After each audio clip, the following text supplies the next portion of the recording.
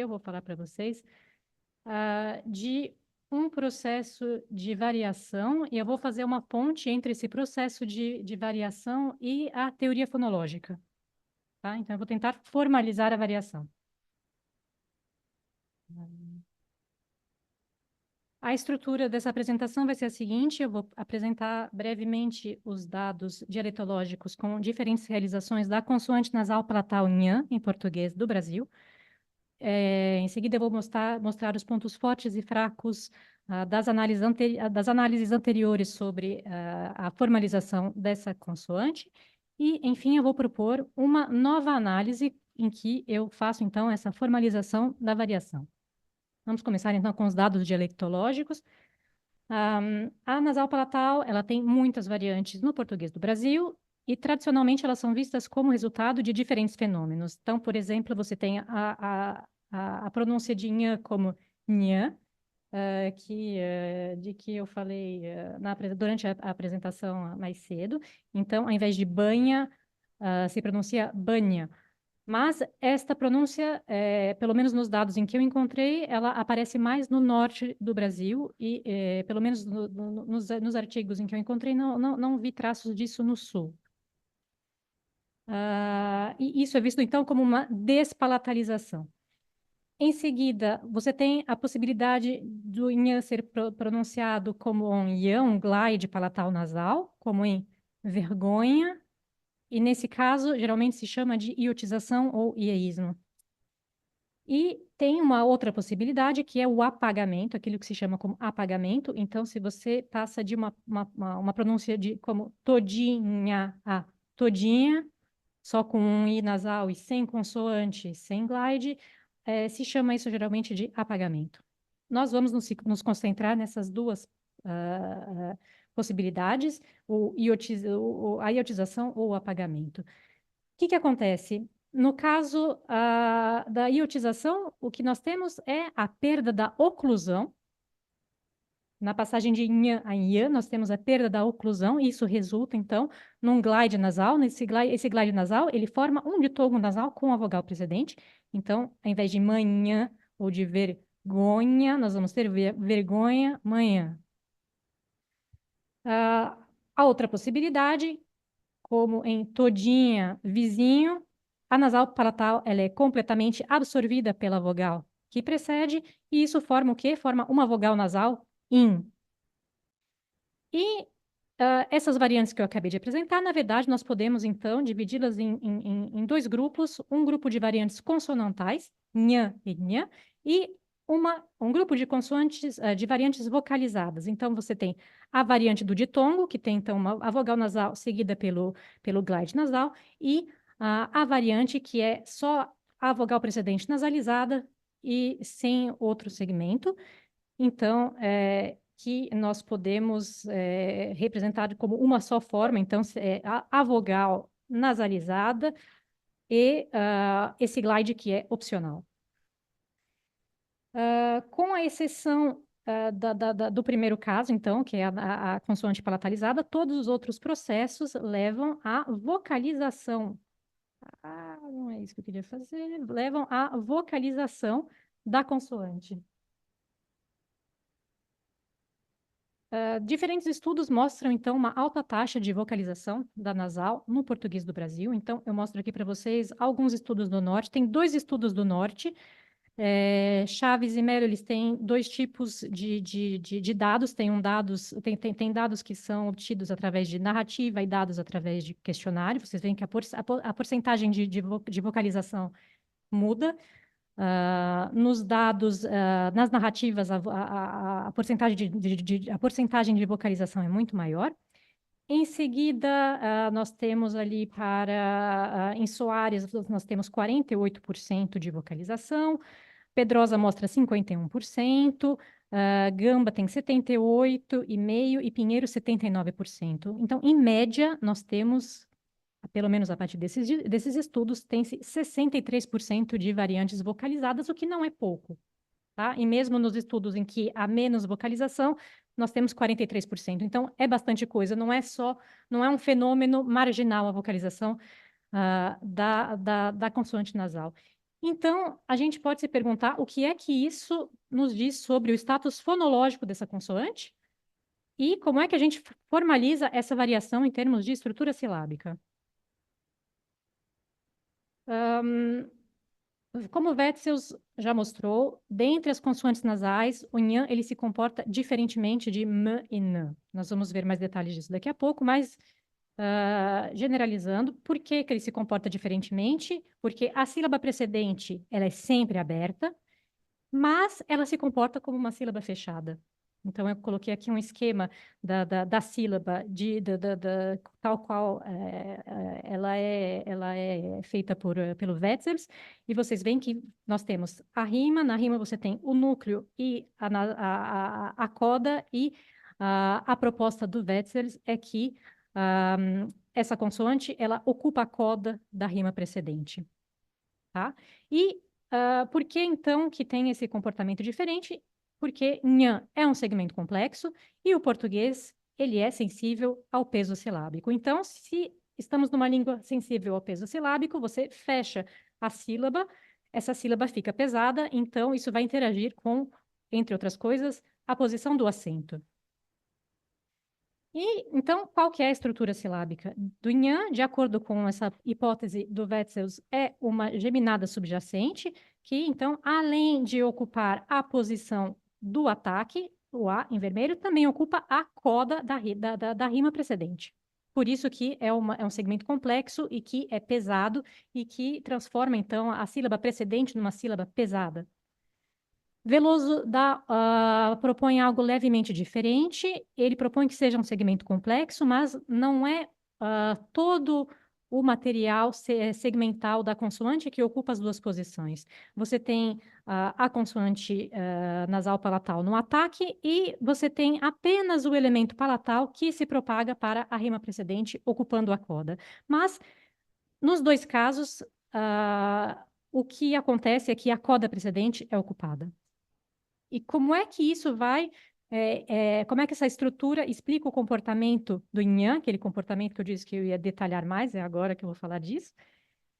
Primeiramente, o nhan ele nasaliza as vogais átonas mais facilmente do que as outras consoantes nasais. Então, é mais fácil termos uma nasalização em senhor do que em temor e tenor, por exemplo. E por que isso? Porque o nhan se encontra na coda. A segunda coisa é que não existe nhan em ataque inicial em palavras do português que não sejam importadas, e mesmo palavras de empréstimo é raro. E o que acontece? Quando uma palavra de empréstimo começa com nhan, geralmente tem uma epêntese vocálica antes, como nhoque, emprestada do italiano. E por que isso? A resposta seria porque as geminadas iniciais são tipologicamente muito raras.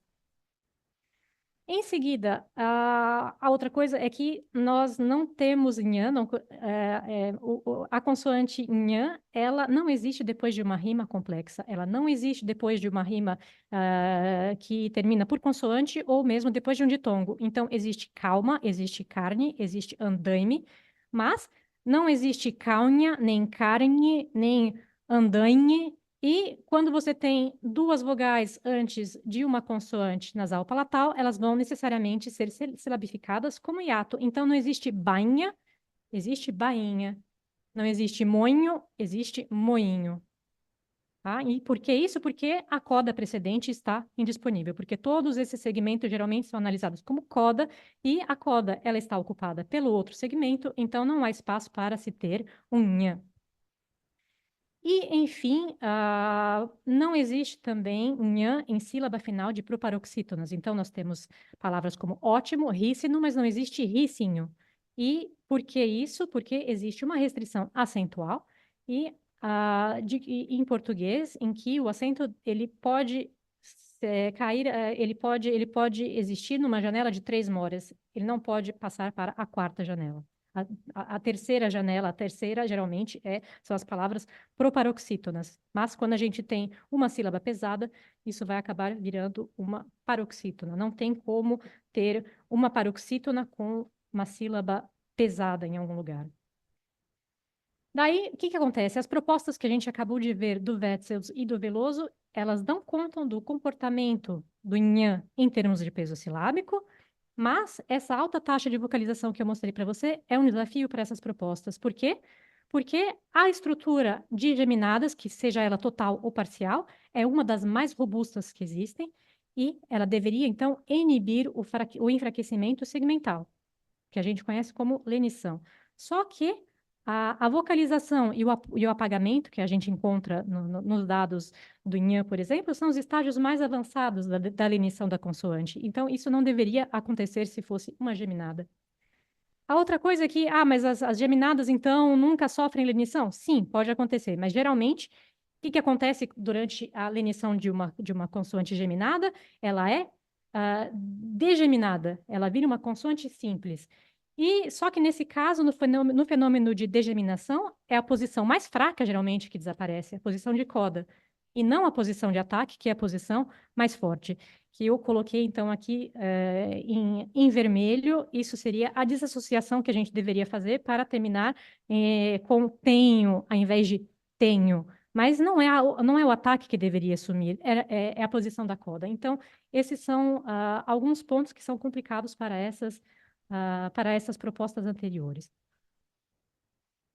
Vamos passar, então, para a formalização da variação do Nhan como um núcleo complexo.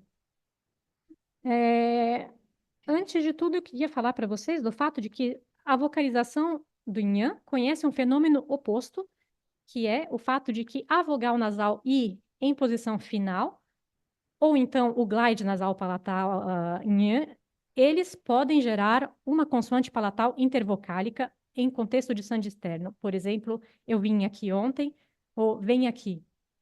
Então, se tem vim, vem, vim termina com uma vogal nasal, vem termina com um ditongo nasal, mas se houver uma ressilabificação, a gente acaba com uma consoante nasal palatal. Então, é o oposto do que a gente vê nos casos de manhã, manhã. Parece que eu falei absolutamente a mesma coisa, né? O que acontece? É difícil, na verdade, eu acho que no português do Brasil que tem tanta vocalização que para a gente é difícil produzir uma verdadeira consoante nasal palatal.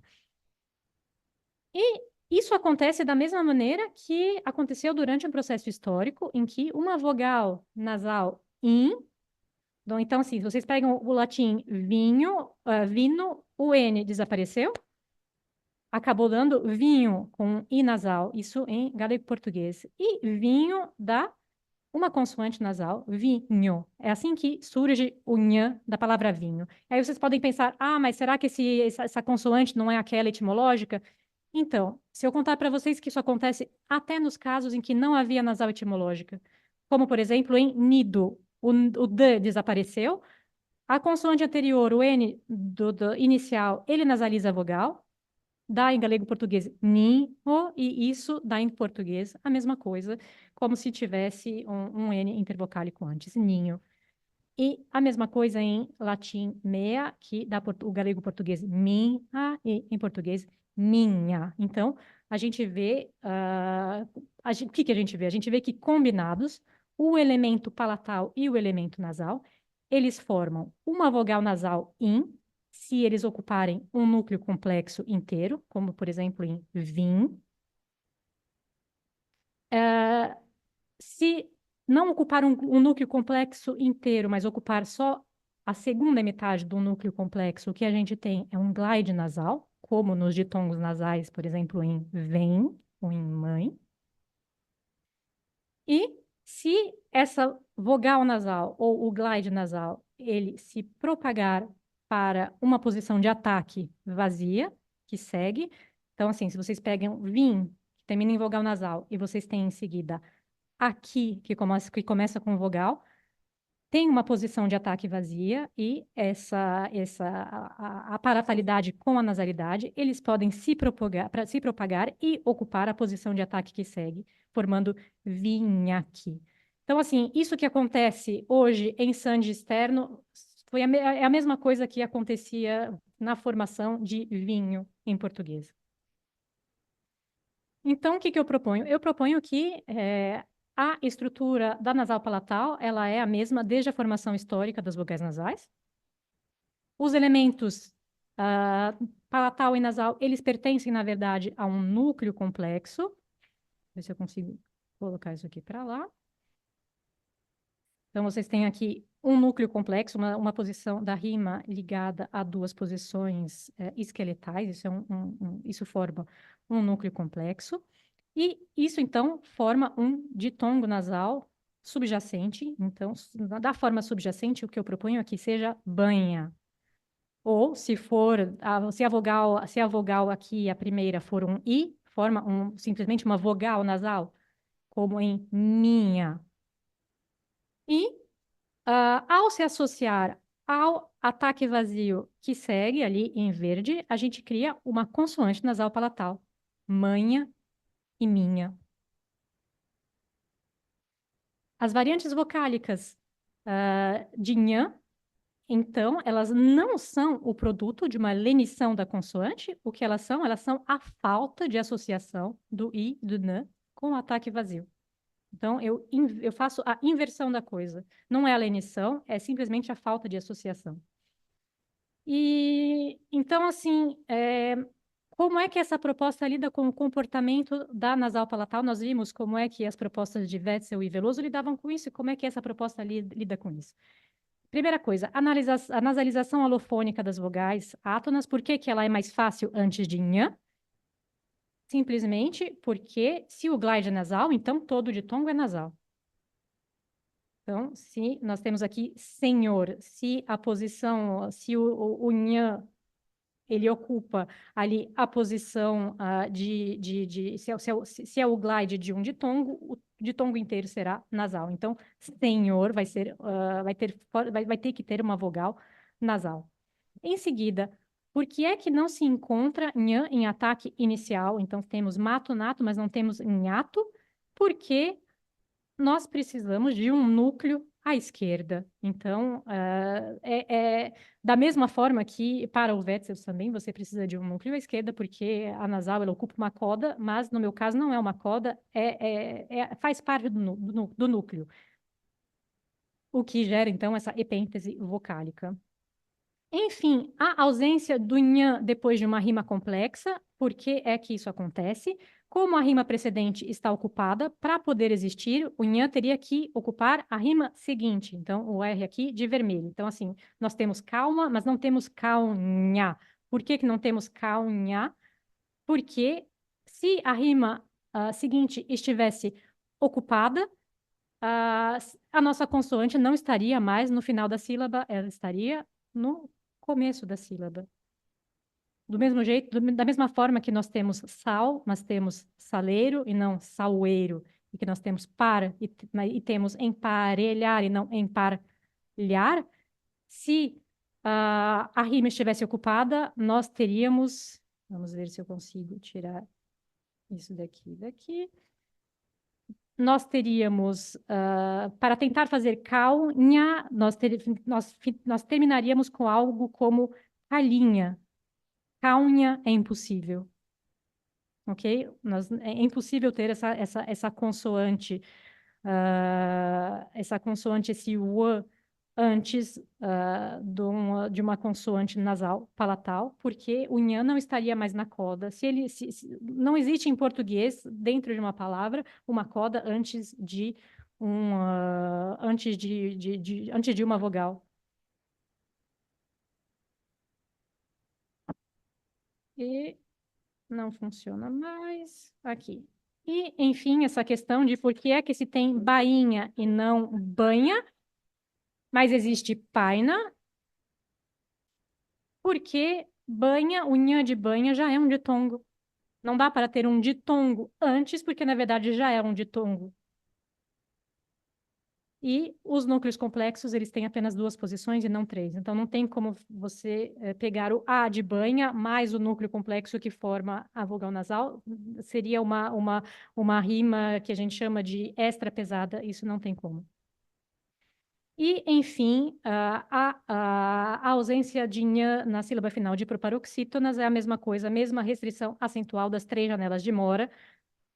Elas já seriam ocupadas pela vogal final, mas pela consoante nasal nhan, que é um ditongo, não tem como o acento subir e voltar até o i, de, por exemplo, ricinho. Por isso, ricinho não existe. Então, ao invés de ricinho, só é possível ter ricinho. Então, para concluir, a nasal palatal, ela é um núcleo complexo que geralmente se propaga para a posição de ataque à sua direita, e a sua vocalização ela vai ocorrer se essa propagação ela falhar, e não como resultado de um processo de lenição da consoante. Essa proposta ela vai explicar o comportamento de Nhan pelo menos tão bem quanto a proposta da geminada, com a vantagem de levar em conta os dados dialetológicos de vocalização da consoante. E é isso. Muito obrigada. Obrigada.